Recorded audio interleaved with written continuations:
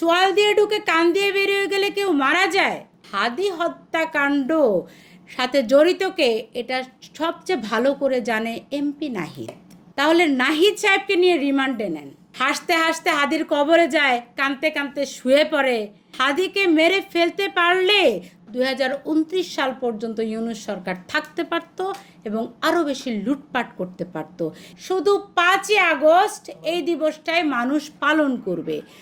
যে লোকটা দেশের বিরোধিতা করবে, দেশের স্বাধীনতার বিরোধিতা করবে, বিজয়ের বিরোধিতা করবে, আমরা তো তাকে অবশ্যই জঙ্গি বলবো। এই হাদি এই জঙ্গিটাকে মেরে ফেলেছে তাদের নিজস্ব লোকজন। ঝুমা, সুরভি, জাবের, এদেরকে ধরে যদি আপনারা জিজ্ঞাসাবাদ করেন, রিমান্ডে নেন, তাহলে বেরিয়ে যাবে হাদিকে কে মেরেছে। আরে ফয়সাল সাহেব তো ওর দলের, ওর সংগঠনের ডোনার ছিল, এবং তা না দিন রাত 24 ঘন্টা হাদি সাহেবের সাথে উঠতো বসতো।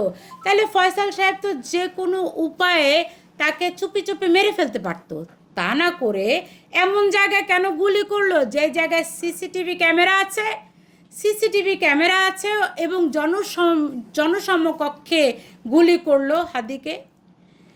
আবার গুলিটা এমন জায়গায় লাগলো যে চোয়াল দিয়ে কান দিয়ে বেরিয়ে গিয়েছিল। চোয়াল দিয়ে ঢুকে কান দিয়ে বেরিয়ে গেলে কেউ মারা যায়। নতুন ধারা বাংলাদেশের পক্ষ থেকে আমরা একটা দাবি জানাবো। এই দাবিটা হচ্ছে যে বাংলাদেশে যেই হাসপাতালে হাদি সাহেবের চিকিৎসা হয়েছিল সেখানে একটা তদন্ত টিম পাঠানো হোক। ওই তদন্ত টিম অনুসন্ধান করুক যে কি হয়েছিল, এবং সিঙ্গাপুরে যেই হাসপাতালে তার চিকিৎসার জন্য পাঠানো হয়েছিল এবং যে হাসপাতাল থেকে বলা হয়েছিল যে হাদি সাহেব মারা গেছে, ওই হাসপাতালে তদন্ত টিম পাঠানো হোক।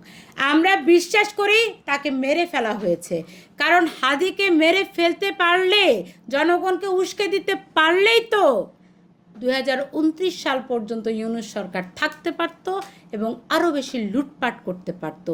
এবং হাদি হত্যাকাণ্ড সাথে জড়িতকে এটা সবচেয়ে ভালো করে জানে এমপি নাহিদ।